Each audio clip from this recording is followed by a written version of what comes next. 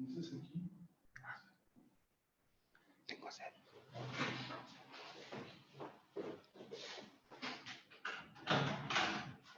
Ya voy a empezar.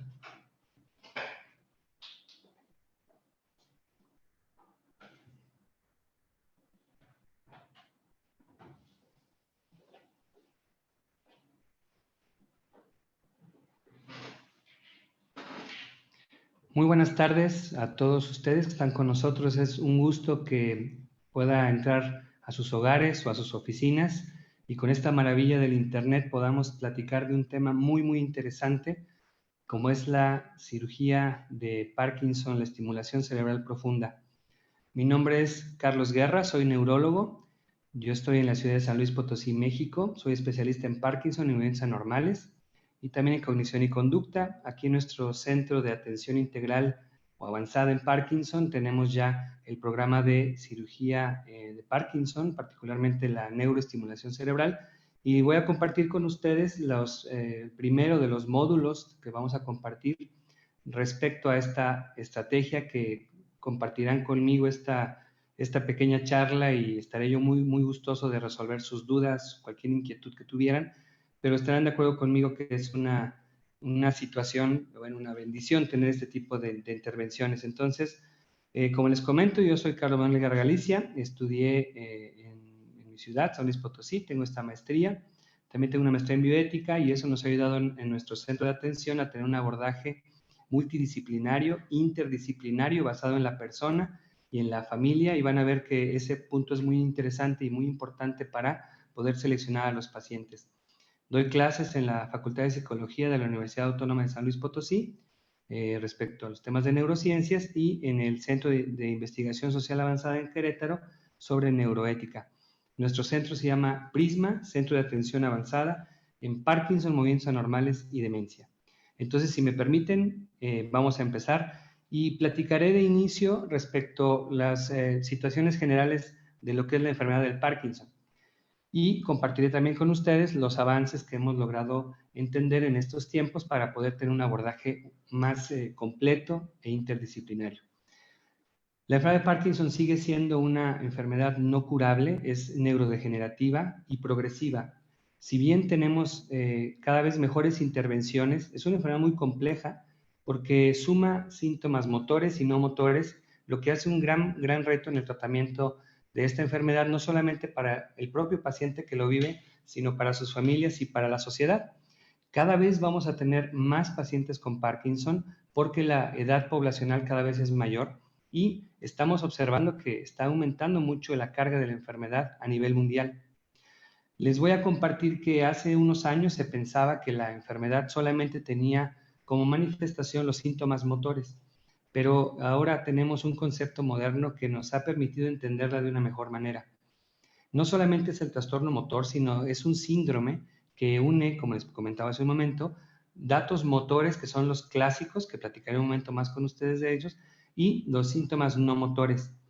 De manera tradicional se asumía que el problema era el problema de la falta de dopamina en el cerebro, un neurotransmisor que viaja por el cerebro y nos permite tener muchas funciones, entre esas las del movimiento, el movimiento armónico, el movimiento planeado. Todas las personas que nos movemos y ya desarrollamos bien nuestro sistema motriz, nos vemos equilibrados, organizados, con buena velocidad, con buen ritmo. Y si nos entrenamos en algún deporte o en algún arte, como la danza, por ejemplo, nuestros circuitos cerebrales se entrenarán de mejor manera y la dopamina permitirá que tengamos una postura de bailarina, de boxeador, etc. Pero en el Parkinson hemos descubierto que no solamente está involucrada la dopamina, sino otras 3 neurotransmisores que nos dan otros síntomas que platicaré más adelante. También no solamente es una enfermedad localizada en el sistema nervioso central, sino también hay datos que están en el sistema nervioso periférico. Esto es no solamente cerebro y médula, sino también en el sistema nervioso autónomo y en el periférico. Aunque hemos tenido muchos avances, no se imaginan ustedes los avances tremendos que hemos logrado en los últimos años en el entendimiento, sigue siendo difícil tratarla de una manera curativa o de cambiar el curso de la enfermedad. Aunque esto es muy discutible porque, como les platicaré en un momento más, sí podemos incidir en la evolución y en la calidad de vida de los pacientes. Y en esta diapositiva observan ustedes unas de las asociaciones que han permitido el avance y coordinarnos para poder entender esta enfermedad, poder tener un abordaje muy certero y más integral que antes teníamos y mucho más ad hoc a las situaciones que estamos viviendo. La International Parkinson Moving Disorder Society, la Parkinson Foundation, la Michael J. Fox Foundation y varias asociaciones, la European Parkinson Disease Association, han invertido mucho dinero y mucho talento para poder entender esta enfermedad. Les platicaré en esta diapositiva, observan ustedes un dibujo, un diagrama donde viene en morado la sustancia nigra, ahí se produce DOPA. Voy a empezar a hablar del síndrome clásico de Parkinson, en el cual se empieza a notar que mueren las neuronas que producen dopamina en la sustancia nigra. Como pueden ver ustedes ahí, y lo voy a mostrar con mi flechita, la sustancia nigra tiene unas proyecciones hacia un área que se llama el cuerpo estriado, que está compuesto por el caudado, se ve así porque tiene una cabeza, cuerpo y cola, y el putamen, que es esta bolita que está acá de color café. Entonces, estos circuitos permiten el control del movimiento. La teoría es de que a través de la transmisión de estas neuronas, de la conexión de estas neuronas, la dopamina empieza a dejar de producirse. Aquí la pueden ver ustedes en estas bolitas verdes. Normalmente la dopamina está de una manera constante en ese espacio que se llama el espacio sináptico. Normalmente tiene un estado o un tono constante que permite que el movimiento sea de una manera armónica, no burdo, tieso, sino armónico y organizado. Entonces, en la enfermedad de Parkinson tenemos niveles disminuidos de dopamina, DA le puse yo para abreviar dopamina, y entonces pueden ver ustedes que ya hay menos cantidad de dopamina en este sistema, que sería el sistema nigro estriado, del cuerpo de la sustancia negra hacia el cuerpo estriado. Y esto da varios de los síntomas clásicos de la enfermedad. Hemos aprendido también que hay varias etapas. Hay una etapa preclínica donde la persona ya está empezando a tener depósitos de esa proteína no normal, que la proteína no normal que pensamos que puede producir la enfermedad de Parkinson se llama alfa-sinucleína. Es una proteína que normalmente tenemos en el cerebro, pero aquí se pliega de una manera, se revuelve de una manera tóxica, y en estas gráficas que les comparto vemos las etapas de progresión donde de la etapa preclínica empiezan a ver los síntomas, este encorvamiento, después empieza a haber más limitación hasta que la persona puede llegar a tener gran dificultad en su movimiento y otras complicaciones, y correlaciona con que empieza la enfermedad desde tallo, empieza a subir hacia las estructuras más centrales, y ya cuando llega al área donde se produce la dopamina, en realidad ya tenía tiempo atrás. Y ese es uno de los más grandes hallazgos que hemos tenido en los últimos años, que es definir una etapa prodrómica o previa de la clínica clásica. ¿Cuál es esta clínica clásica a la que me refiero? Bradicinesia. La bradicinesia es la lentitud del movimiento, y esa es la piedra angular para el diagnóstico de Parkinson. No todo paciente que tiene Parkinson tiembla, y no todo temblor es Parkinson. Sabemos que el 70% de los pacientes con Parkinson pueden tener temblor en diferente grado, pero el 100% debe tener bradicinesia. Y en esta gráfica a un lado veremos cómo las células van intoxicándose, por llamarlo de una manera, con esta proteína no normal, y va generando la destrucción neuronal. Aquí pueden ver esta pobre célula toda despeluchada. Pero otros síntomas que nos dan la idea de que sea un Parkinson es la rigidez. La rigidez es esa resistencia que tiene el movimiento a cuando alguien más le quiere mover el brazo a este paciente o a esta mujer, tiene ese brazo tieso, duro, como una rueda dentada. Y el temblor, que de manera característica es en reposo, un temblor lento, ondulado, que se le llama en cuentamonedas, que es muy característico del Parkinson y se puede evocar cuando la persona está distraída o en reposo. Y un dato que ocurre desde el principio es la inestabilidad postural, pero no necesariamente caídas fáciles, porque eso nos hablaría de otro tipo de trastornos. Entonces tenemos esos datos para basarnos todavía en el diagnóstico de Parkinson, pero sabemos, como les muestro en esta diapositiva, que existe un periodo premotor o prodrómico, donde desde 20 años antes el paciente puede tener estreñimiento, un estreñimiento difícil de tratar. Puede presentar también una situación que se llama trastorno conductual del sueño REM o del sueño MOR, de movimientos oculares rápidos, que es que actúan sus sueños, los tienen sueños vívidos. El paciente descansa perfectamente, pero su pareja sufre los golpes, ahorcamientos, y si la persona soñó que es el portero de la selección de fútbol, pues las atajadas de los penaltis, ¿no?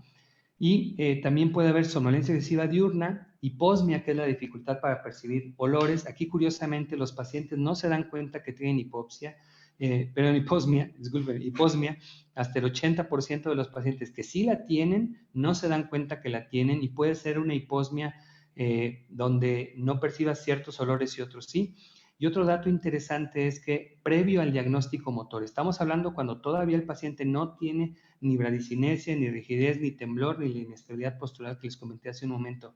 Son personas antes de este periodo, tienen trastornos como depresión, ansiedad, apatía. Puede haber historia familiar donde sospecharíamos entonces alguna incidencia genética, o puede ser que la persona ya tenga un estudio genético en la familia y sepamos que tienen ese factor de riesgo determinante. Aquí, dicho sea de paso, el componente genético del Parkinson no es el que explica la mayoría de los casos. La mayoría de los casos son esporádicos y más o menos, dependiendo de la edad en que se presente, será el 10%, por ejemplo. Y entonces, conforme empieza a progresar la enfermedad, tenemos síntomas no motores, síntomas motores, que ya los platiqué, son los clásicos, y después de 10 a 15 años, síntomas complicados como la psicosis, alucinaciones, trastornos de conducta, neuropsiquiátricos. Pero fíjense cómo puede haber dolor. Ese es un dato muy importante. Aquí en Prisma encontramos muchos pacientes con dolor de hombro, dolor de cuerpo, por ejemplo, del lado que está más rígido, pero de manera característica el hombro más rígido les duele mucho. Y muchas veces son pacientes que ya recibieron tratamientos ortopédicos, por ejemplo, o que incluso ya hasta fueron operados por un ortopedista porque no tenía ni un otro dato más. O sea, no podemos culpar a mis colegas ortopedistas porque no tenía otro dato el paciente más que el dolor de hombro. Y muchas veces son pacientes que tienen algún desgaste, entonces se tuvo el problema. Pero conforme pasan los meses, empiezan a tener ya la rigidez y lentitud clásica de la enfermedad.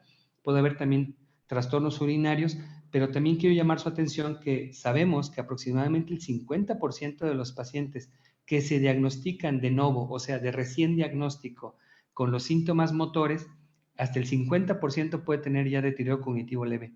Y ese es un tema importante porque pueden progresar hacia demencia. Cuando yo era estudiante de medicina, los conceptos que teníamos de Parkinson eran muy pobres, muy limitados, y se decía que el Parkinson nunca llegaría a producir demencia, y ahora sabemos que hay un subtipo de Parkinson que sí lo puede hacer. Y que entiendan también que no todos los Parkinson son iguales. Hay personas que tienen predominio de sueño, hay que tienen predominio de fatiga, otros pacientes tienen predominio de congelamiento o de marcha difícil, hay quienes tienen predominio tembloroso, se puede clasificar también con síntomas cognitivos o hasta neuropsiquiátricos. Esta es una tablita donde les explico cómo es que abordamos el diagnóstico. Ya les comentaba, no tenemos otra más que el diagnóstico clínico, y encontrar esta bradicinesia, rigidez y o temblor nos hace sospechar de parkinsonismo. Si tenemos una sospecha, porque ya la historia clínica nos habla que la persona tiene temblor, tiene lentitud, su voz está suave, apagada, tiene cambios en la marcha, siente cierta inestabilidad, sobre todo cuando lo distraen al platicar, como que pierde el control de la marcha, su expresión facial disminuye, se ve como enojado o enojada, serio cuando la persona no se siente ni serio ni enojado, y sobre todo estas depresiones y ansiedades que son difíciles de tratar.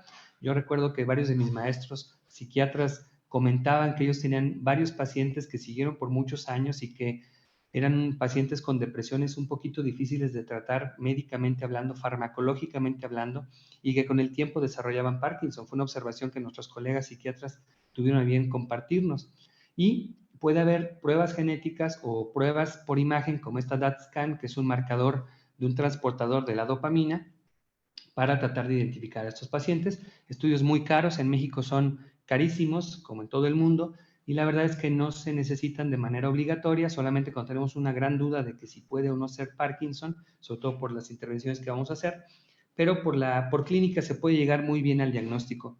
Y es que si están presentes los síntomas de Parkinson como tal y no hay datos que nos hagan sugerir un parkinsonismo atípico, que son enfermedades que parecen Parkinson pero no lo son, y esas enfermedades se pueden sospechar porque además de los síntomas de Parkinson, tienen una progresión muy rápida. Por ejemplo, tienen muchas caídas desde el primer año, se caen muy rápido estos pacientes, gran problema para hablar, una voz muy aguda o muy finita así, cuando no cambió hacia la parte apagada, disartria, problemas de articulación del lenguaje, problemas de equilibrio tipo cerebeloso o gran falla autonómica, en el sentido que pueden tener caídas de presión arterial muy profunda, o trastornos urinarios de manera temprana. ¿A qué me refiero con temprana? Menos de los primeros 5 años de la enfermedad, particularmente los primeros 2 años, pero se permite ese tiempo de observación porque al principio pueden ser muy iguales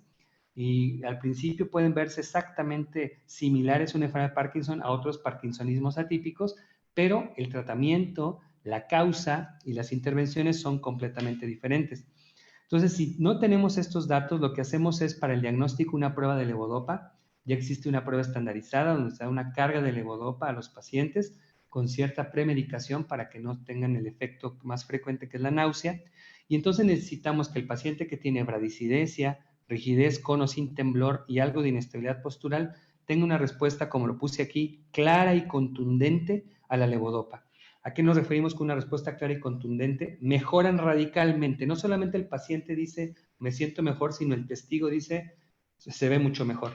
Y existen protocolos más serios, como los que usamos en estas clínicas de trastornos del movimiento, donde hacemos una escala específica para la prueba de levodopa y vamos midiendo unos puntajes en una escala que se llama la UPDRS, de la cual platicaré más en esta charla, porque es una escala objetiva que nos permite medir los cambios claros y contundentes que les comento. A veces no podemos tener esta herramienta, pero la respuesta es muy obvia. Cuando se tiene esta respuesta positiva a la levodopa, entonces decimos es enfermedad de Parkinson. Si tuviera otras características, por ejemplo, la edad de inicio, si tiene distonía, que es una postura como contracciones raras, posturas chuecas, por llamarla de una manera. A mis amigos de Centroamérica perdonarán que de repente diré palabras muy mexicanas y si tienen duda de qué significa, bienvenidos a decir sus preguntas, estamos abiertos. Pero entonces tenemos ya la clara noción de qué es enfermedad de Parkinson. Hemos aprendido que las enfermedades de este tipo, las neurodegenerativas, son una miriada, una mezcla de varias manifestaciones múltiples y entonces tenemos que subtipificarlas y en los centros de movimientos anormales las subtipificamos, como les comentaba, por edad o bien por clústeres de información, por ejemplo, por los síntomas no motores. Entonces ya tiene bradicinesia, tiene rigidez, temblor y buscamos qué síntoma no motor tiene para poder ver que otras vías de neurotransmisores, particularmente serotonina, noradrenalina y acetilcolina, pudieran estar participando y nos darán un fenotipo que se refiere a los síntomas que podemos observar, característico y que se asocia a peor o mejor pronóstico. Pero eso es tema de otro cantar. Entonces podemos empezar con levodopa para poder iniciar el tratamiento. Tenemos la opción de los agonistas de dopamina, que esos funcionan como si fueran dopa, pero actúan a nivel del receptor directo. Otros que se llaman inhibidores de la MAO-B, que lo que hacen es evitar que la dopamina se degrade, entonces dura más tiempo su efecto. Deben recordar que cuando ya tenemos el diagnóstico motor del Parkinson, murieron el 50-60% de las células de la sustancia negra. Es tan maravilloso nuestro sistema biológico que no empieza los datos si murieron 10%, sino hasta que muere más de la mitad empieza a ver los datos sutiles de la enfermedad y todavía tiene la persona dopamina propia, de tal manera que entramos en un periodo de luna de miel donde muchas veces con cualquier medicamento que les den van a sentirse muy bien. Si tuviera solo temblor, podemos utilizar ese tipo de medicamentos y después se va ajustando el tratamiento conforme va avanzando la enfermedad. Quiero llamar su atención en la franja verde del otro lado, que es la terapia física. La terapia física es una herramienta fundamental en el Parkinson porque es un cambio de paradigma. Antes pensábamos que la persona con Parkinson no se debería de mover porque está frágil, está tiesa, está lenta, y entonces mejor que no se mueva porque si no se nos va a caer. Ahora sabemos que si no se mueven empeora su motricidad y parecería que se acelera la enfermedad. Existen estudios que sugieren que el ejercicio cada vez más vigoroso y más intenso, sumado con ejercicios específicos guiados por terapia física para la postura, la marcha, el equilibrio, por ejemplo, pudieran detener o al menos enlentecer la progresión de la enfermedad. Y así lo vemos todos los que nos dedicamos a estas enfermedades. Cuando hacemos la intervención fármaco con psicoterapia, terapia física, por ejemplo, nutricional, los pacientes tienen unas respuestas bastante favorables. Entonces tenemos que tener este tipo de intervenciones. Pero llega un momento donde la enfermedad avanza, porque es una enfermedad degenerativa, desafortunadamente, y dependerá de la variante que nos estemos enfrentando, pues la velocidad de deterioro. El llamar una enfermedad de Parkinson avanzada no quiere decir que tiene más de 10 años, más de 15, más de 20, sino habla de los síntomas que está presentando la persona y que podemos identificar claramente como mayor involucro de áreas cerebrales pues afectadas. Entonces llegamos a un punto donde necesitamos la terapia avanzada. La terapia avanzada puede ser infusión a través de unas sondas en el estómago para darles un gel de levodopa directamente en el duodeno, de tal manera que no tienen los shots o las dosis de rescate de levodopa, sino una dosis constante, tratando de reproducir lo que les comentaba hace un momento, de que las neuronas dopaminérgicas mantienen un tono dopaminérgico, una dosis constante ahí de dopa, y que esos circuitos complejos van regulando. Puede ser útil, un poquito complicada porque hay que poner una sonda, hay que evitar que se infecte, y el costo también puede ser algo que nos haga pensar en ello, pero es útil. Ahí no lo puse, pero la infusión subcutánea de apomorfina también es muy útil. La apomorfina es un fármaco muy similar a la dopa, pero más potente que la dopa, solo que dura muy poquito su efecto, unos minutos nada más. Por eso la infusión funciona bastante bien. Existen unas plumas también que cuando la persona entra en una etapa de congelamiento, aquí vieron ustedes una palabra que dice wearing off, que se refiere a que cuando uno toma la levodopa, sube su pico de dosis, la persona siente que tarda una media hora en hacer su efecto, a las 2 horas siente muy bien y de repente siente cómo lo abandona el efecto, ¿no? Y empiezan a sentir esos síntomas del off, no solamente motores, sino no motores. Y entonces, conforme pasa el tiempo, estos periodos off se van haciendo más grandes, lo vamos a ver un poquito más tarde, y entonces ya necesitamos reproducir ese periodo constante de estimulación dopaminérgica, y para eso hay varias técnicas. Y entonces en esta diapositiva se ve muy claro. Vamos a observar primero que en la etapa temprana, en los puntos azules son los shots o las dosis de dopamina que toma el paciente. Ya nos empieza a ver en ese cuadrito rosa que ven ustedes ahí, que ya tiene un periodo de off. Imagínense ustedes, para fines de entender qué le pasa al paciente, que decimos 2 periodos, on y off. El off es cuando están apagados, es cuando están duros, tiesos, lentos y con los síntomas no motores a todo su esplendor. Puede haber dolor, puede haber tristeza, puede haber angustia, y que conforme recibe el efecto de la dopa, sube los niveles. Esta línea azul delgadita es el nivel como va subiendo, y después bajará.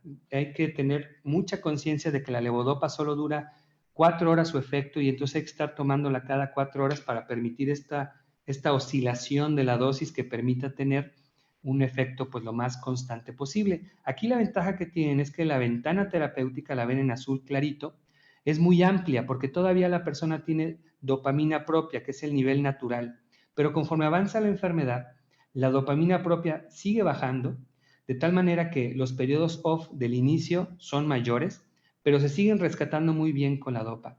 Sin embargo, la ventana terapéutica, esto es el periodo donde funciona muy bien la dopa, se hace cada vez más cortito y se empiezan a presentar estas complicaciones en la etapa media de la enfermedad, que pueden ser de 5 a 7 años más o menos, aunque es variable como ya les comentaba. Hay pacientes que desde los 3 años ya empiezan a tener estas fluctuaciones que nosotros le llamamos, y es que de repente están muy bien y de pronto presentan aquí en morado unas cosas que se llaman disinesias, que son movimientos exagerados provocados por el pico de dosis de la levodopa. Después baja el efecto, y si baja un poco más del periodo de la ventana terapéutica, entonces tendremos off o congelamientos o abandono del efecto de dopa, que el paciente empieza a identificar y se da cuenta que ya le dura claramente 3 horas, 3 horas y media, 2 horas el efecto de la dopa. Y en la etapa avanzada, este periodo de ventana terapéutica se hace mucho más chiquito. El periodo off matutino es terrible, los pacientes sufren mucho al principio, y parecería que el inicio de dosis de la dopa, esa que muestran aquí a las 8 de la mañana, tarda mucho en hacer el efecto que antes lograba hacer con mejor facilidad. Y entonces ustedes pueden observar que tenemos estas fluctuaciones muy radicales, impredecibles y terribles, que tienen a los pobres pacientes pues muy limitados en cuanto a su actividad. Muchos pacientes prefieren estar en el periodo de la disinesia porque al menos se están moviendo, y son pacientes que podemos observar con estos movimientos como de baile en el banco, por ejemplo, o en los restaurantes. Y no nos vayamos tan lejos, Michael J. Fox, el protagonista de Volver al Futuro, en varias entrevistas antes de que fuera intervenido quirúrgicamente, en varias entrevistas se veía con estas grandes discinesias porque él prefería estar discinético a estar tieso, rígido. Por eso varios pacientes van a ver que tienen eso, pero eso no es por el Parkinson, sino es por la levodopa. Y justamente aquí en este punto de terapia avanzada es lo que nos da la pauta para hablar de la neuroestimulación en Parkinson. La neuroestimulación en Parkinson, lamento decirles, no es algo tan nuevo, tiene muchos años. Ya sabían los neurocirujanos que la cirugía mejoraba el temblor, por ejemplo, pero en los 50, 60 se descubrió una estrategia que se llama la cirugía estereotáxica, que básicamente es colocar un arco, aquí lo ven en amarillo, con unos fijadores con anestesia a la piel, lo que nos permite tener un plano cartesiano o unas áreas para definir un eje Z, un eje X y un eje Y para poder encontrar un plano en tercera dimensión a donde queremos llegar específicamente. Lo que fue un avance tremendo porque así podemos tener una planeación. En este dibujo pueden ustedes ver, en esta reconstrucción digital, pueden ver cómo son los ángulos para el punto en el que queremos llegar y este aparato estereotáxico que el doctor Rodrigo Mercado en la siguiente sesión, no dejen de sintonizarla porque va a estar muy interesante, hablará justamente de cómo lo hacen ellos. Pero a partir de que se descubre esto, entonces empieza a haber una estimulación cerebral profunda sostenida para temblor. El temblor fue lo primero que se observó que respondía bastante bien. En los 80 vino un boom de desarrollo tecnológico y se pudo utilizar estos estimuladores implantables para varias patologías como dolor, discinesia, tortícolis, distonía, que son contracturas que generan posturas bizarras y muchas veces dolorosas para los pacientes, y para espasticidad. Recordarán los niños con parálisis cerebral, pues ellos tienen posiciones espásticas. Y el doctor Bernavitt demostró que el núcleo ventromedial del tálamo pudiera ser un buen sitio para poder estimular y mejorar temblor particularmente. Y en el 93, el grupo de Grenoble reportaron que la estimulación del núcleo subtalámico mejoraba muy bien los síntomas de Parkinson, y a partir de ahí se empezó a tomar más en serio esta estrategia. Tenemos dos opciones entonces: la cirugía lesional, que consiste en lesionar ya sea el tálamo, aquí es una figurita para que se ubiquen más o menos, que es la corteza motora del cerebro, es como si hiciéramos un corte, se le llama coronal, como si fuera una diadema, y en las estructuras centrales se observan el putamen, que ya habíamos conocido hace ratito, está la sustancia nigra, que también ya habíamos conocido, y hay un núcleo importantísimo que es el núcleo subtalámico, que también tiene que ver con el control del movimiento.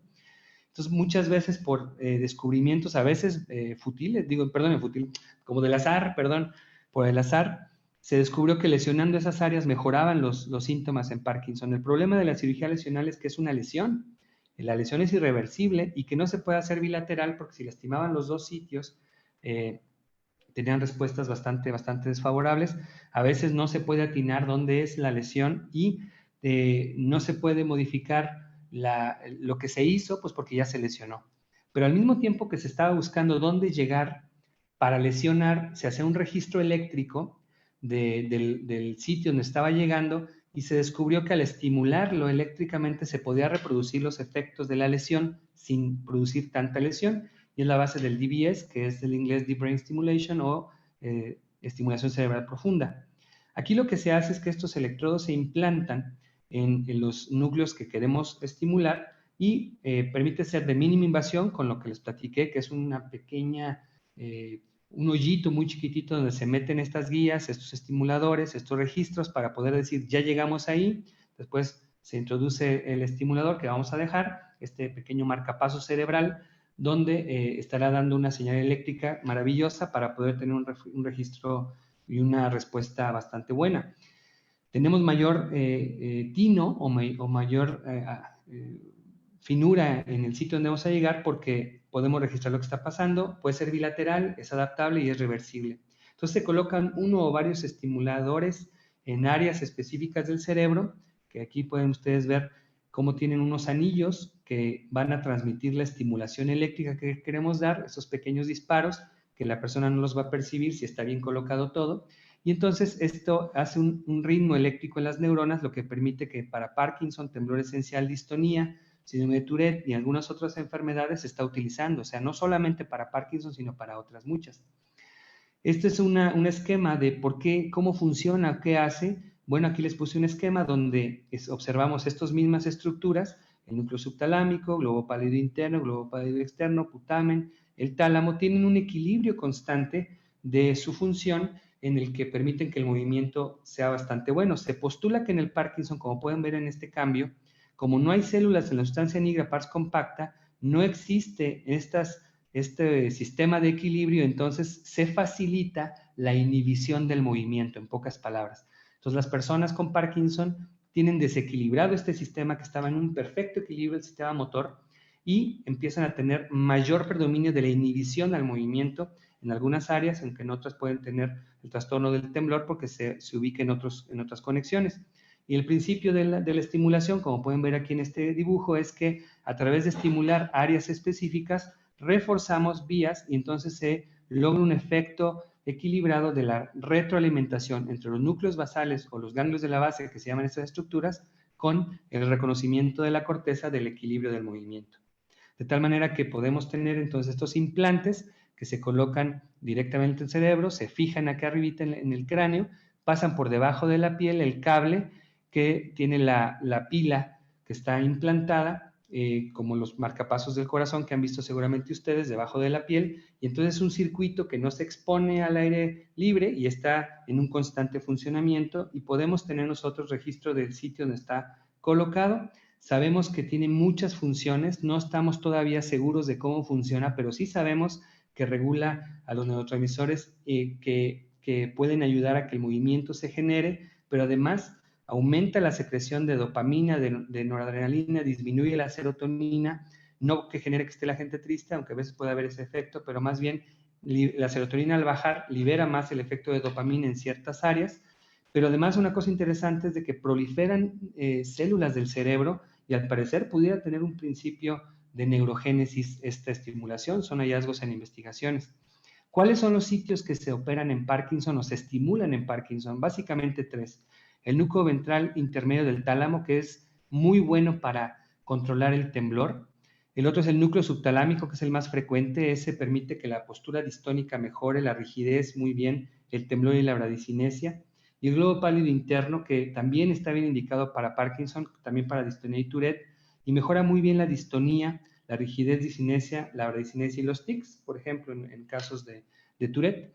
Entonces, estos son las dianas terapéuticas, los targets que hemos encontrado muy útiles y efectivos para el control de la enfermedad. Aquí hice una comparación de cómo les va con uno o con otro, lo explicaré más tarde. Y aquí el punto sería cómo escogemos una u otra diana, pues es que depende lo que queramos lograr con cada paciente, y como cada paciente de Parkinson es diferente, tenemos que evaluarlo muy bien. Entonces, tanto núcleo subtalámico y GPI son muy buenos. Básicamente, si lo vemos de una manera muy simple, el BIM se utiliza para gente mayor, que tengan mucho temblor, como les comentaba, es una maravilla para temblor, y que no tenga un gran problema de sus síntomas motores, como a diferencia de, por ejemplo, pacientes que tienen mucha distonía o gran problema de disinesias, el GPI puede ser una mejor opción, sobre todo si la persona tiene algo de falla cognitiva. Este es el que mejor respeta la función cognitiva, a diferencia del núcleo subtalámico, que aunque podemos ver respuestas espectaculares con también tiene la gran ventaja el núcleo subtalámico que podemos reducir, no en todos los casos, pero sí podemos reducir las dosis de los medicamentos, y sobre todo para pacientes jóvenes. Entonces, hasta ahorita están observando que tenemos varios targets, varios sitios, y el punto es cómo vamos a seleccionar a alguien. Deben recordar la primera regla. El DBS o la estimulación cerebral profunda está diseñada para tratar las complicaciones motoras, y que esas complicaciones sean lo suficientemente severas para justificar el riesgo de una cirugía, que aunque es una cirugía de mínima invasión y si lo hacemos todo muy bien, nos va muy bien, pues no deja de ser una cirugía y por su propia naturaleza tendrá complicaciones. Entonces debe hacerse, recuerden esto por favor, una cirugía de Parkinson, de estimulación cerebral profunda, idealmente cualquier cirugía de Parkinson, evidentemente, pero esta en particular debe realizarse en centros interdisciplinarios y que tengamos experiencia en estimulación cerebral profunda. ¿Quiénes son los candidatos? Pongan atención, ahí les va. Son personas que estamos bien seguros que tienen enfermedad de Parkinson. Suena muy bobo, pero si no tiene Parkinson no va a responder. Y hemos tenido casos donde nos llegan a la clínica, donde los pacientes no responden a la cirugía porque descubrimos que no tienen enfermedad de Parkinson, tienen otro tipo de parkinsonismo, entonces no le iba a funcionar. Entonces se acepta que sea más de 4 años de duración para estar seguros, que tenga las fluctuaciones motoras que les comenté y que estas fluctuaciones no respondan a los ajustes de medicamentos que logramos hacer los especialistas en movimientos anormales y que son tan severas y tan fuertes que ya requieren algo más avanzado. Tenemos que estar bien seguros que responden a levodopa, porque lo que vamos a reproducir, en pocas palabras, es el mejor ON de los pacientes, con el mejor efecto de dopa. Aquí hay que tener cuidado porque el temblor es muy traicionero. Puede ser que tengamos muy buen control de los otros síntomas y el temblor descontrolarse simplemente porque la persona está nerviosa, por ejemplo, y porque las vías de temblor son diferentes. Pero la respuesta a levodopa es el mejor predictor del pronóstico de DBS. Si responde bien a levodopa, va a responder bien al estimulador. También tenemos el criterio de menor de 70 años, aunque esto puede ser discutible, porque si una persona de más de 70 años tiene un buen volumen cerebral, buena función cognitiva, tiene un estado funcional adecuado y vemos después de la evaluación que es candidato, se puede hacer. Pero en general, para evitar complicaciones propias de la edad y de comorbilidades, 70 años. Pacientes que tengan un temblor tan severo que no pueda ser bien controlado con medicamentos, y se debe excluir la demencia. La demencia es una contraindicación absoluta. Se debe buscar que si tiene alguna comorbilidad psiquiátrica se controle muy bien. Puede no ser una contraindicación absoluta la depresión y la ansiedad siempre y cuando se controle muy bien y que no haya alguna otra contraindicación propia de la cirugía. Recientemente, por eso lo puse con un asterisco ahí, se ha postulado que quizás los pacientes que tienen este efecto adverso del tratamiento del Parkinson, que es el trastorno de control de impulsos, que están con muchos celos, con grandes comilonas, con ideas de apuesta, por ejemplo, muy sexosos, tienen ese trastorno de control de impulsos, y otros, la ansiedad o la desesperación conductual, pudieran ser particularmente buenos en responder. Aquí les voy a enseñar la prueba que hacemos, que es ver la respuesta a levodopa. Esta es una paciente que tiene Parkinson idiopático. Ella tiene cerca de los 60 años, y ustedes ahí la pueden observar que está sin efecto de medicamento, una gran rigidez, su lado derecho muy, muy, muy rígido, muy pegado, y pueden ver su cara de dolor porque ella tiene un off doloroso. De hecho, cuando estábamos haciéndole su prueba para ver la respuesta a levodopa, nos dolía a todos ver la pobre mujer cómo estaba sufriendo para poder hacer esas pruebas. Y en su lado derecho les voy a llamar su atención a que observen cómo está ahora con el efecto de levodopa. Un cambio radical, un cambio contundente, su misma cara mejora y también tiene ella cero dolor. Entonces eso es un dato claro de que es una excelente candidata a la cirugía de Parkinson. En este otro caso voy a mostrar los videos al mismo tiempo. Van a observar un joven, tiene 48 años, 8 años de la enfermedad. La paciente previa igual tiene 9 y medio años, casi 10 de la enfermedad. Este paciente, 48 años, con 8 años de la enfermedad. Van a observar cómo está en este lado izquierdo sin efecto de la dopa para poder hacerle su prueba.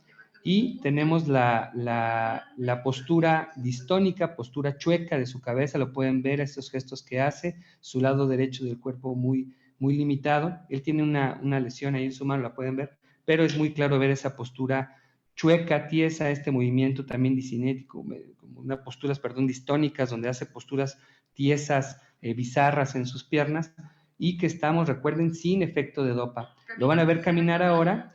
En esta caminata van a ver esta postura distónica de su lado izquierdo, cómo su pie se mete a su marcha. Su cara también hace estos movimientos con una protrusión de la lengua, apertura de la quijada, y ven cómo está su inclinación de manera muy pronunciada. Del lado derecho, 2 horas después, hasta se cambió de ropa, con dopa, la carga de dopa, ustedes van a poder observar cómo tiene esa cara extraña, bizarra, como una risa sardónica, pero tiene una apertura, es una postura de distonía quizás en el tope de dopa, pero pueden ver claramente que su movilidad es mucho más rápida que la que veíamos sin dopa, y a la hora de caminar, vean, rápidamente se levantó de su silla, camina bastante bien, aunque tiene estos movimientos disinéticos de pico de dosis. Pueden observar cómo él trata de ocultar esos movimientos con la postura, ¿no? Entonces, esos son datos claros de que responde contundentemente a la levodopa y que es una situación clara de beneficio. Hay que tener mucho cuidado en lo que espera el paciente. Sabemos que muchas de las fallas en DBS son porque la persona no fue bien seleccionada, entonces no iba a mejorar porque no era candidato a la cirugía, o bien porque las personas tienen expectativas no realistas. En esta grafiquita les muestro cuáles son las expectativas que el paciente puede tener en este artículo del 2014, donde se vio que pacientes quieren menos periodos off, quieren menos discinesias, quieren menos temor refractario y quieren menos medicación, Estas están en negro porque son expectativas realistas que podemos mejorar. Esto es, la cirugía va a evitar que tengan mucho tiempo en off. De hecho, esa es su razón de ser, que no haya tiempos en off o que sean lo menos posible, que no tengan esas disinesias, porque va a permitir llegar a esa ventana terapéutica adecuada, porque la podemos programar, que tengan menos temblor refractario al tratamiento y que podamos, si estimulamos el núcleo subtalámico, disminuir la cantidad y dosis de medicamentos. Pero en blanco van a ver que si la persona quiere que mejore su funcionamiento en el ON, va a ser muy difícil. Su mejor ON es el que vamos a reproducir. Si mejora el equilibrio o el congelamiento que es resistente a medicamento, ese no se va a lograr. Si el congelamiento de marcha responde a dopa, como la paciente que observaron primero, esa paciente respondió muy bien, estaba en un congelamiento de marcha, pero con su dopa avanzó muy bien, ese no sería este caso, sino casos donde no responde a dopa, no va a mejorar, y así varios de las expectativas, si son no realistas, se va a asociar a peor satisfacción, incluso hasta internamientos innecesarios por molestias que siente el paciente. Innecesarios me refiero a graves. Sabemos que haciendo bien el escrutinio, solamente del 10 al 20% del total de pacientes de Parkinson son realmente candidatos a la cirugía y que el 23% de los pacientes que ya son candidatos tienen expectativas no realistas, y esto es porque no se les ha platicado en serio. En México nos pasa una situación que a veces no queremos ser ave de mal agüero, esto es, queremos echarle porras a nuestro paciente, a nuestro familiar, y entonces no queremos ver que quizás no saldría la cosa como esperamos, y entonces a quien dice ese tipo de ideas lo rechazamos para que no opine más, porque no es justo que piense mal, ¿no?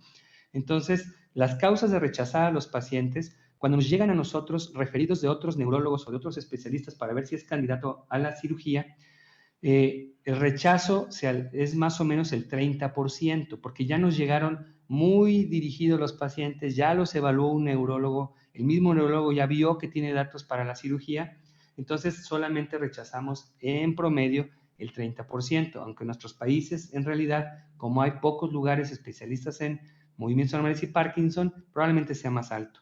Y nos mandan muchos pacientes que realmente lo que tienen es, como pueden ver ahí, un tratamiento oral subóptimo. Nos llegan pacientes que están tomando media levodopa cada 12 horas, o que están tomando un pramipexol al día, o que están tomando mucho viperideno, y están todos con efectos cognitivos negativos. Y entonces muchas veces el paciente no necesita una cirugía de Parkinson, sino lo que necesita es optimizar su tratamiento de manera adecuada. A veces tenemos que rechazar la cirugía porque la gente, ya sea la familia o el propio paciente, tiene expectativas no realistas que no vamos a alcanzar, o bien son personas que no tienen la capacidad de llevar a cabo todos los pasos que son necesarios. Y estos que ven ustedes con unos asteriscos, si los tiene el paciente o la persona involucrada, cualquiera de estos o los tres juntos reduce mucho la posibilidad de ser aceptado. Esto es, si tiene un tratamiento oral subóptimo, pues no se va a operar, hay que optimizar su tratamiento. Si tiene expectativas no realistas, es tiempo de hacer un alto y hablar seriamente de lo que se puede lograr y lo que no se puede lograr. Y si la persona tiene equilibrio, congelamiento alterado, resistente a medicamentos, eso no va a mejorar. Y peor aún, si esa persona lo que quiere es mejorar eso con DBS, no lo va a lograr. Hay una propuesta que se operen antes de los 4 años, incluso el estudio Early STEAM demostró, aquí en rojo lo pueden ver, que el puntaje de calidad de vida en pacientes operados después de 3 años que ya empezaban del diagnóstico y que ya tenían estas fluctuaciones, atacarlos temprano parecería que mejora muchísimo, y si lo comparan con la franja azul, que son las personas en terapia médica, pues claramente se nota una diferencia espectacular. Entonces, esta es una idea de que quizás podamos operar a los pacientes de etapa temprana, pero después salió un artículo del doctor Tiago Mestre donde él hizo un análisis y dijo, hay que tener cuidado lo que están diciendo, porque quizás el riesgo-beneficio de operar temprano no sea tan hábil. Y él hizo una prueba estadística donde calculó el efecto placebo de saber que estamos recibiendo una cosa súper tecnológica, hace que podamos sentirnos mejor simplemente por el efecto placebo y no necesariamente por el efecto del DBS. Entonces hizo este ajuste de la tabla donde hizo el efecto placebo y el efecto no placebo o nocebo, donde se acercan mucho las gráficas y quizás el beneficio que se producía en el Early STEAM no era tan real. Sin embargo, el mismo doctor acepta que muchos pacientes que se seleccionan bien en etapa, bueno, no en etapa temprana, sino en temprano inicio de las disinesias y de las fluctuaciones, pudieran ser buenos candidatos. Entonces concluye diciendo esta frase que a mí me gusta mucho, no se pregunte cuándo, sino a quién operar, porque es una persona, es su circunstancia, es su enfermedad y como tal lo debemos de tratar.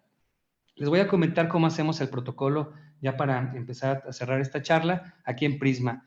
Un servidor, identifico el candidato y empezamos el caminito que es un proceso. Yo ordeno, vamos, que se realice el video off-on, como lo observaron, y busco optimizar el tratamiento para síntomas motores y síntomas no motores. Se sorprenderá el número de pacientes que no tienen tratamiento para sus síntomas no motores y que muchas veces son de gran carga para su calidad de vida.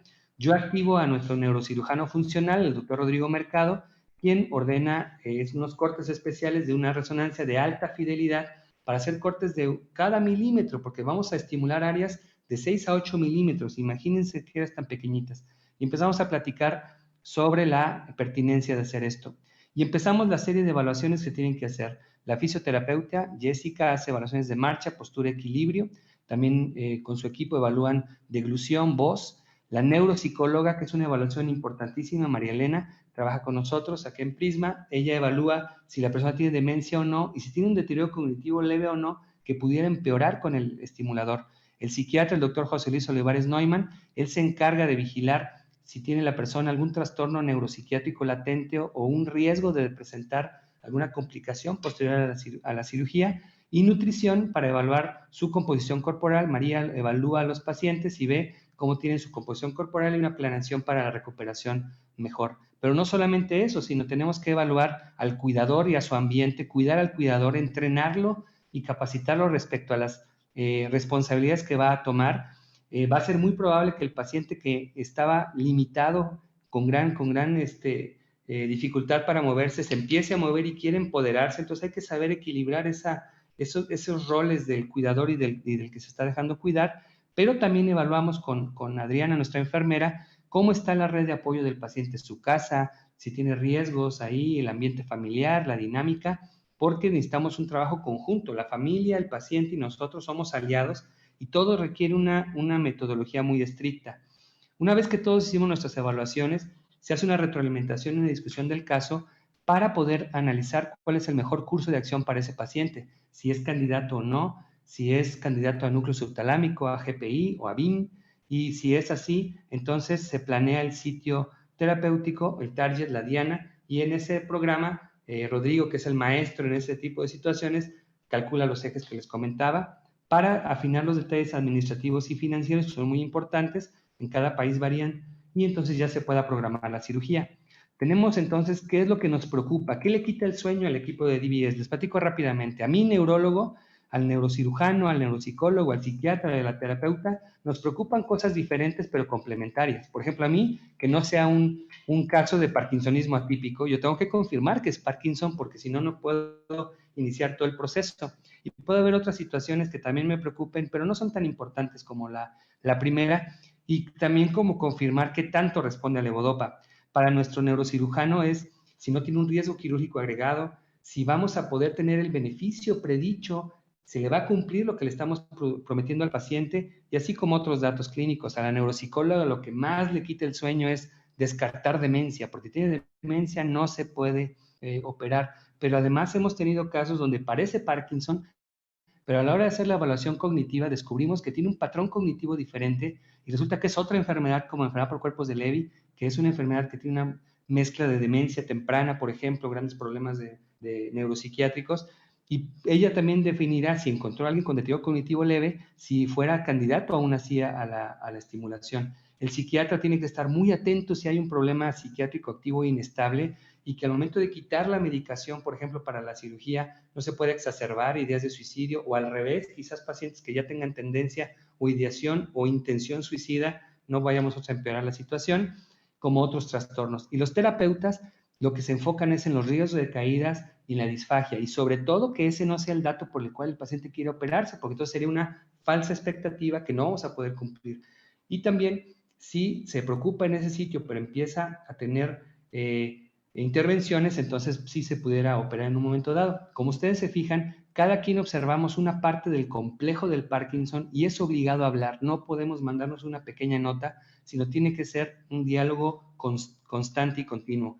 El primer día se interna el paciente, se hacen las evaluaciones, el segundo día es la cirugía, van a tener una sesión fantástica con Rodrigo Mercado, por eso nada más les voy a enseñar aquí que lo hacemos con el paciente despierto, por eso el paciente tiene que tener cierto perfil de estar con las ganas de cooperar, para que nosotros podamos registrar cómo responde su movimiento, cómo tiene efectos adversos, por ejemplo. Hacemos el registro eléctrico de los núcleos que estamos estimulando y el tercer día, si todo sale bien, después de haberlo sacado a terapia intensiva, no porque esté grave, sino para tener una medición correcta y muy cercana, egresará el paciente o la paciente con las indicaciones generales. Es importante que sepan ustedes que egresa la persona sin el aparato encendido. El aparato se va apagado porque es importante que cicatrice y se desinflame el área, que aunque bien es muy chiquitita, no podemos estimular un área inflamada porque es lo mismo que si ustedes ponen un cable en un charco de agua o en un conjunto de agua, pues se va a transmitir la electricidad mayor y pudiéramos ocasionar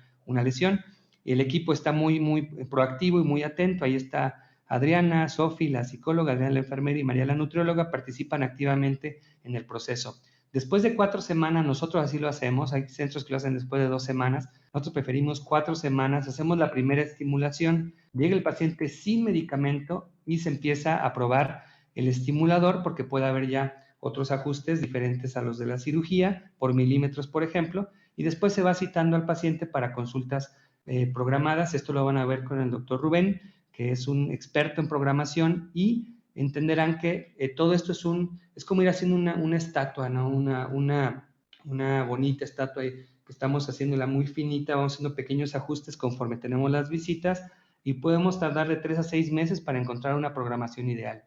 ¿Qué mejoran? Pues muchas cosas. Aquí podemos ver rápidamente para no robarles mucho tiempo que mejora el puntaje motor hasta en el 70%.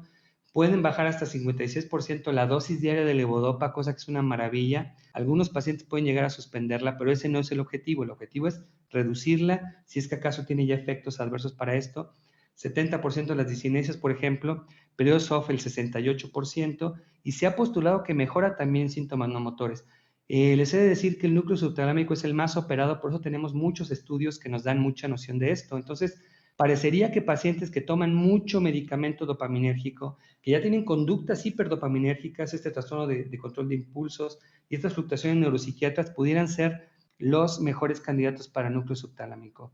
Y GPI tienen resultados muy similares, no se ha demostrado que uno sea mejor que otro, al parecer tiene menos efectos adversos, pero este tiene menor potencial de reducir dosis, por tal manera que en estos casos buscaremos si la persona, por ejemplo, tiene una discinesia muy importante, tiene más problemas de marcha que responden a dopa y que podemos jugar más con los medicamentos, es una buena opción. Entonces, este también tiene la ventaja, a diferencia del subtálamo, que no afecta la cognición, al menos en estos dominios.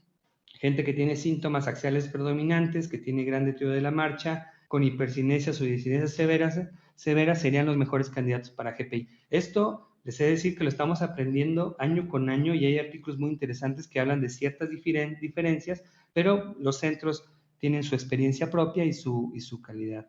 Aquí ustedes van a observar la misma paciente sin medicamento, después la respuesta de medicamento y van a observar ese gran cambio. Y ahora les voy a mostrar cómo está después de su cirugía, después de la tercera planeación. Pueden ver claramente la movilidad muy franca, muy normal. Ahí estaba ella ya muy entusiasta de mostrarnos cómo caminaba, entonces no quiso hacer toda la prueba completa, por eso dijo, ya voy a caminar para que vean, y van a observar cómo su agilidad es maravillosamente mejor, tiene esos movimientos en sus brazos que parecerían algo discinéticos, que eso se puede controlar y ajustar muy bien con medicamento. Con ella logramos reducir medicamento y si pueden ver, cero off, cero dolor y con muy buena modulación y muy buen apego. Su familia es una familia muy entusiasta que hemos podido disfrutar su tratamiento juntos. Entonces esto es con estimulación y con medicación. Y este es nuestro paciente que les mostraba con la gran postura. Recordarán su cara, cómo se notaba al principio, y aquí ya es con el estimulador.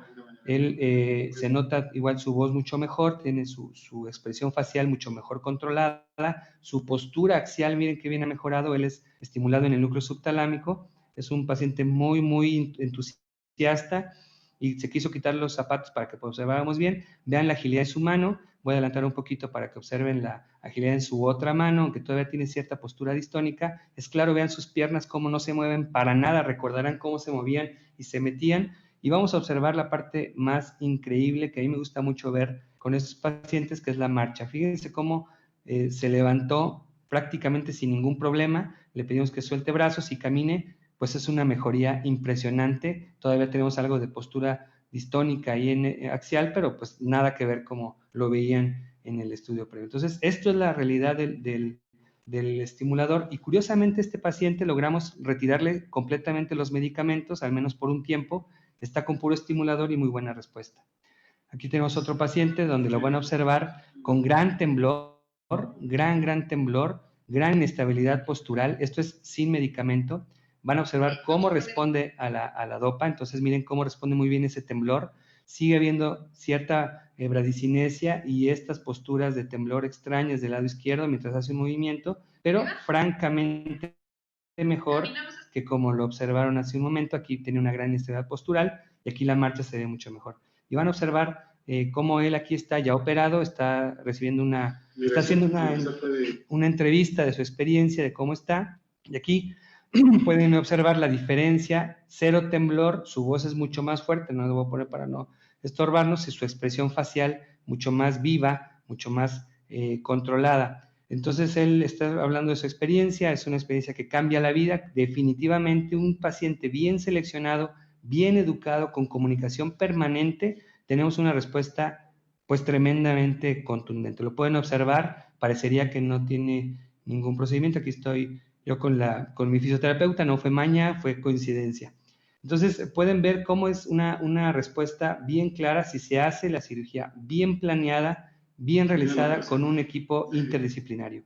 Entonces, para cerrar, estas complicaciones, las verán, son mínimas, quizás que se queden con esa idea. Aquí estamos nosotros en el procedimiento de cirugía, aquí está el registro, estamos observando cómo el paciente responde, y es una comunicación permanente todo el equipo, y las complicaciones ya Rodrigo Mercado se las explicará mejor que yo, así como algunos efectos adversos de estimulación que se corrigen acomodando la frecuencia y la estimulación. Pero eso es con lo que quiero cerrar. Los equipos interdisciplinarios, mis queridos asistentes, es la clave para que ustedes tengan éxito en la cirugía de Parkinson, porque se provee un abordaje hecho a la medida. Todos con nuestras preocupaciones se convierten en ocupaciones para hacer la solución para cada paciente. Se maximiza el beneficio porque escogemos el mejor candidato o la mejor candidata, el mejor target quirúrgico, las mejores intervenciones, el mejor talento de nosotros para que la persona tenga el menor riesgo posible y las menos fallas posibles. Y también para que la persona pueda tener una vida plena después de la cirugía, o al menos lo mejor posible se logra este tipo de intervención. ¿Qué hay que tener en mente? Recuerden, se debe someter a un proceso de elección bien establecido. Deben externar todas sus esperanzas, todos sus temores. Tienen que externar todo para que sepamos nosotros qué expectativas tienen y poderles ajustar. Recordar que no es una estrategia curativa, sí muy efectiva, pero el Parkinson sigue su curso. Y que para lograr una programación óptima, ustedes ven este video que en menos de un minuto ya cambió su movimiento, pero salvo el paciente que está sin medicación, que él prácticamente al mes ya logramos esta respuesta, pero eso es raro. La mayoría de los pacientes entre el tercer mes ya tenemos una programación muy decente, y entonces hay que estar muy atentos de que no es de la noche a la mañana y que se van a ir con el aparato apagado. Va a tener un Ferrari pero estacionado en su casa. No mejoran todos los síntomas motores, solamente los que mejoran con dopa, y que puede haber complicaciones como cualquier procedimiento, motoras y no motoras. Si ustedes quieren tener un éxito de cambio de vida con el DBS, cambiar de la dependencia, de la discapacidad, los síntomas motores impredecibles, por ejemplo, y dolor, tienen que tener una buena selección del paciente, una cirugía bien realizada y un cuidado y programación postoperatorio apropiado, y por eso nuestros módulos están divididos en esas tres partes. ¿Qué concluimos? Es una estrategia muy efectiva para pacientes que están bien seleccionados y atendidos en un centro interdisciplinario. Busquen en la página Parkinson y yo los centros que estamos bien preparados para hacerlo. La base del éxito es bien seleccionado, buen operado y buena programación, en ese orden. No se imaginan el número de gente que me llega mal programada y por voltajes, etcétera, o mal operada. Las expectativas realistas van a permitir que lleguemos a los objetivos terapéuticos que estamos planteando todos juntos, no solo el equipo, sino ustedes también, y mejor calidad de vida. Y finalmente, seguimos aprendiendo mucho del DBS. La tecnología está avanzando de manera increíble y tenemos estrategias de modulación cada vez más finas e inteligentes. Tenemos muchas opciones ya y entonces podemos diseñar terapias diseñadas al traje a la medida. Yo les quiero agradecer mucho su atención, una disculpa por la extensión, pero es un tema apasionante. Nosotros en Prisma nos dedicamos a atender a los pacientes, educarlos. Ahí ven ustedes una de nuestras jornadas de Parkinson que nos llenan de mucho vigor y mucha esperanza para encontrar las maneras de mejorar la calidad de vida. Investigamos también y divulgamos, como en este caso, la información. Estamos en San Luis Potosí y estamos para servirles. Si tienen alguna duda o algún comentario, con mucho gusto podemos responderles si es que tenemos tiempo y me informen nuestros coordinadores. Muchas gracias por su atención.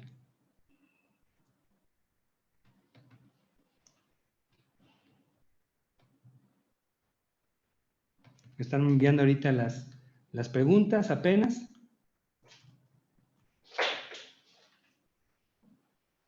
Vamos a ver.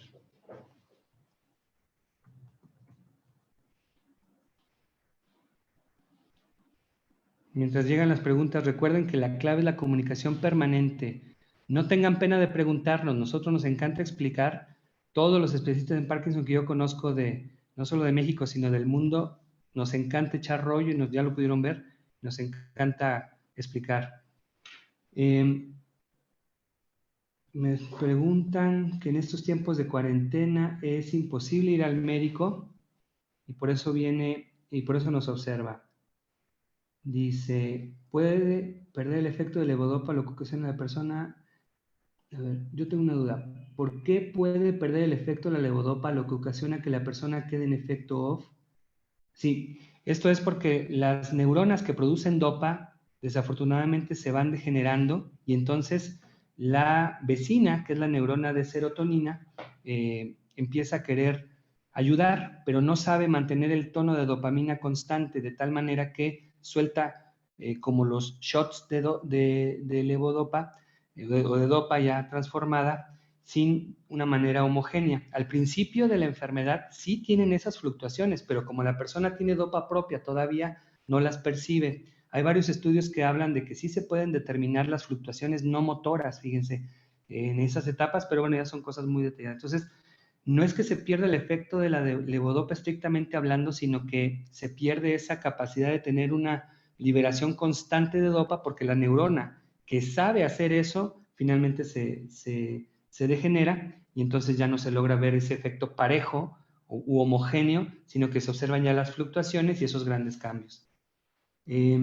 Dice, ¿qué hacer en el off? Tienen que acudir con su médico para poder ajustar y optimizar la terapia. Puede ser que necesite dosis más cercanas de dopa, más bajitas, pero más cercanas, a quizás agregar algún agonista de dopa para reproducir el efecto constante. Hay muchas mezclas que podemos hacer, afortunadamente. Existen otros medicamentos que no sabemos muy bien cómo funcionan, pero al parecer estimulan el equilibrio de dopa y mejoran glutamato, etcétera, como la amantadina, que sirve muy bien en las fluctuaciones, la safinamida, que es otro inhibidor de la MAO-B, de los más recientes, que reducen mucho el periodo off, y entonces tenemos esas ventajas. En pocas palabras, optimizar el tratamiento dopaminérgico y ver si es candidato o candidata a la cirugía, porque si es así sería un gran beneficio, ya que podemos reducir o eliminar los periodos de off prácticamente completo, ¿no? Como pudieron ver.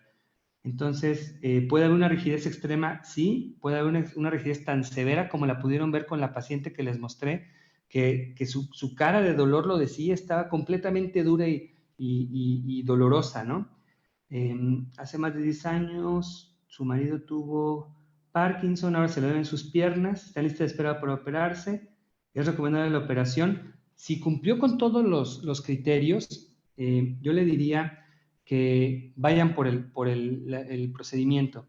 Si no es que nosotros tengamos el mejor ejemplo, nuestra metodología es la que nos funciona aquí en San Luis Potosí, aquí en México, acorde a nuestra situación cultural, y que tengo yo la fortuna de contar con un equipo de gente fuera de lo normal y maravillosa que les encanta esto que estamos haciendo y participan de una manera muy entusiasta.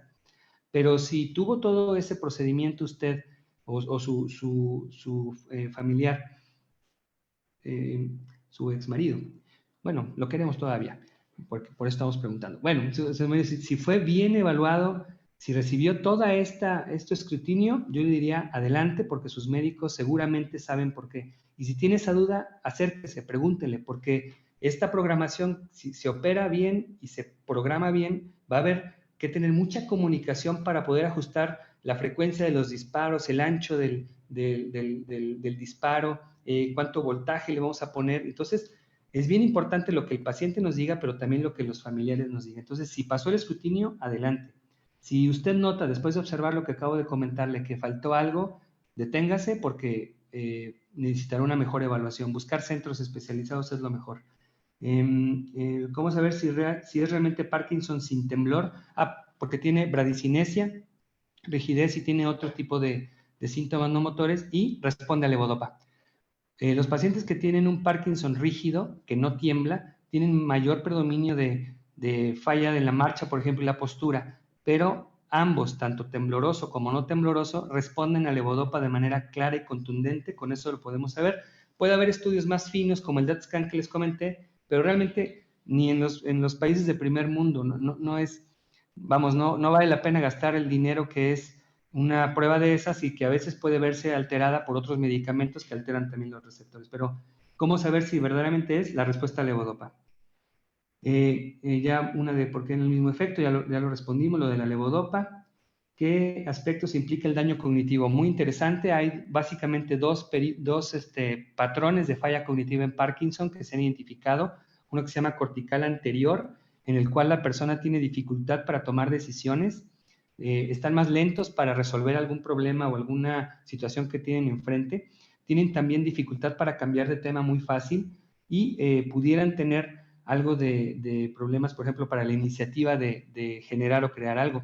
Y el cortical posterior, que ese vemos más asociado a los trastornos rígidos y congelamiento de la marcha, inestabilidad postural, el que se llama GIPD, de Parkinson GIPD, y que tienen un defecto, por ejemplo, visoespacial muy importante y una prueba que se llama Minimental, que tienen que copiar dos pentágonos que están entrelazados así, no lo puede hacer y con otras funciones cognitivas bastante buenas. Y estos pacientes que observamos con este patrón cortical posterior que se evalúa con el neuropsicólogo o con evaluaciones cognitivas rápidas, se asocian más a un deterioro cognitivo más pronto que el que es cortical anterior. Entonces, el deterioro cognitivo leve quiere decir que la persona ya tiene una fallita, pero que no le afecta en su vida diaria y lo puede hacer su vida sin ningún problema.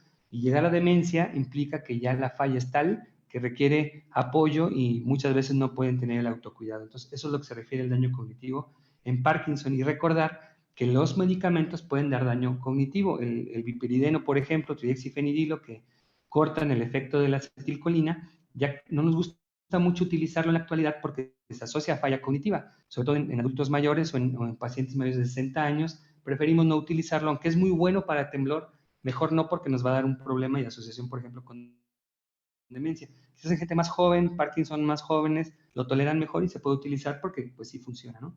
Dice la evaluación, pude hacerme el implante cerebral de estimulación profunda. Muy bien, entonces, padrísimo, felicidades.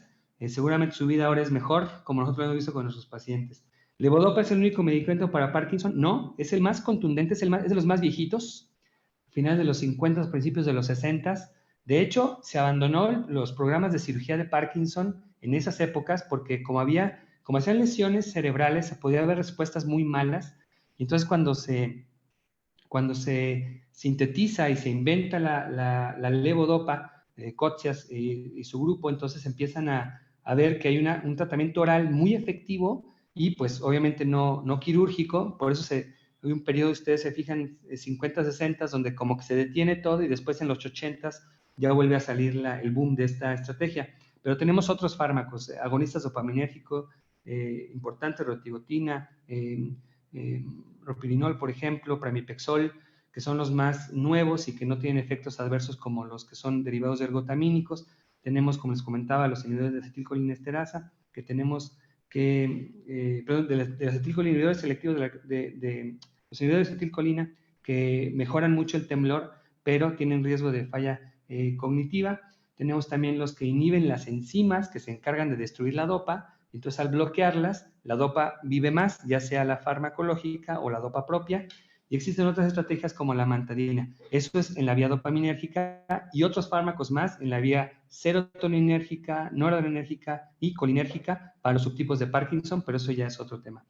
Si no se le da la levodopa, se puede utilizar otro tipo de fármacos que funcionen como dopa, pero como les comento, este fármaco que es tan viejito y que nos cae tan gordo porque solamente dura 4 horas y se tiene que tomar sin alimento, porque si lo toman con proteínas no se absorbe, pues hoy por hoy sigue siendo el fármaco más potente. Entonces los pacientes, ya cuando logran utilizarlo, se sienten bastante bien, y no importa que sea cada 4 horas porque sienten a todo dar. Es como cuando nosotros nos ponen, los miopes nos ponen lentes, vas camino a que te pongan lentes y dices, no me los voy a poner, sobre todo si eres niño, pero ya que te lo colocan, ves cómo se ve con lentes y pues lo utilizas. Es prácticamente lo mismo. Y nos preguntan cuánto tiempo se debe tomar la levodopa, o cuánto tiempo se toma la levodopa. Cada médico y cada paciente es diferente, y sobre todo cada paciente nos invita a usar diferentes estrategias. Puede ser que no usemos la levodopa de inicio, solamente hacer la prueba de levodopa para confirmar Parkinson, pero a lo mejor es un parkinsonismo muy leve, muy leve, y que podemos compensar los efectos con ejercicio, con las actividades no farmacológicas y un agonista de dopa, por ejemplo, un inhibidor de la MAO, y con eso el paciente puede estar bastante bien. La levodopa en realidad pues es muy contundente su efecto, y si tenemos un paciente que necesita tener agilidad motriz contundente por su trabajo, seguridad de no tener inestabilidades, por ejemplo, y tener buena movilidad, pues entonces quizás la levodopa sea su mejor opción, porque es el mejor efecto. Pero por ejemplo, pramipexol, que es un agonista de dopa, puede servir muy bien para depresión u otras cosas. La rotigotina, que es un parche, lo vieron en esta paciente, ya trae el parche puesto, sirve muy bien para evitar síntomas nocturnos, por ejemplo, mejorar la somnolencia durante el día, etcétera. Entonces, hay muchas opciones, ¿no? La edad juega un papel importante en la operación, todo un debate. Hay pacientes que se han operado de más de 70 años y están muy bien, y eso depende de la evaluación que se haga con el grupo. Sí preferimos más jóvenes porque tienen mejor repercusión en la calidad de vida, y es obvio porque tienen mayor actividad, por ejemplo, profesional, laboral, familiar. Entonces el paciente percibe mejor cambio en su calidad de vida que un paciente pues adulto mayor, aunque hay casos de personas de más de 70 años que se han operado de manera exitosa en grandes centros. En general preferimos tener un cerebro lo suficientemente grande, no tan atrófico, para poder llegar al núcleo que queremos llegar y estimularlo de manera adecuada, pero como les comento, cada caso es individual. Una cosa importante es que, por ejemplo, me preguntan aquí, mi madre de 84 años, ya no se le movía la mano y ahora se mueve mucho. ¿Se puede hacer la cirugía? Ese es muy buen tema. Yo de entrada diría que si se evalúa bien, pudiera ser candidata a BIM, por ejemplo, que es el que tiene mejor efecto en temblor, en un centro donde sepan operar en ese sitio, porque no es nada más atinarle como al azar, sino que hacer la metodología adecuada. Si se evalúa y se ve que los riesgos son muy pequeñitos y que los beneficios superan los riesgos, adelante, pero tendríamos que tener una evaluación interdisciplinaria. Esas reuniones son importantes, porque a lo mejor yo, neurólogo, estoy diciéndole esto, claro que sí, adelante, pero el neuropsicóloga se da cuenta que esa persona ya tiene una gran falla cognitiva, la cual puede empeorar simplemente por operarse, ¿no? O el psiquiatra nota que tiene la persona algún trastorno neuropsiquiátrico del adulto mayor, y que nosotros, al estar manipulando cerebro, lo podemos empeorar.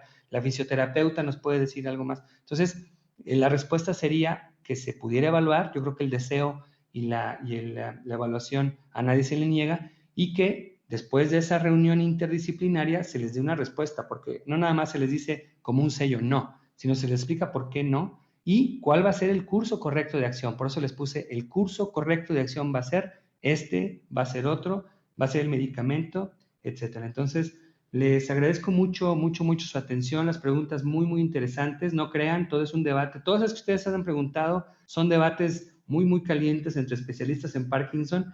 Y nuevamente les agradezco su amabilidad. Recuerden que la segunda plática la va a dar el colega, el maestro Rodrigo Mercado. Es un cirujano funcional, es un neurocirujano funcional especialista en Parkinson, y van a poder resolver varias de sus preguntas específicamente sobre la cirugía, el target y las complicaciones, y finalmente la sesión de programación con el doctor Rubén, que les va a fascinar también, les va a ir bastante bien. Entonces, cualquier duda que tuvieran, las pueden enviar hacia nuestros sitios de contacto. Les agradezco mucho su atención nuevamente. Feliz fin de semana y vamos contra el Parkinson. Muchas gracias.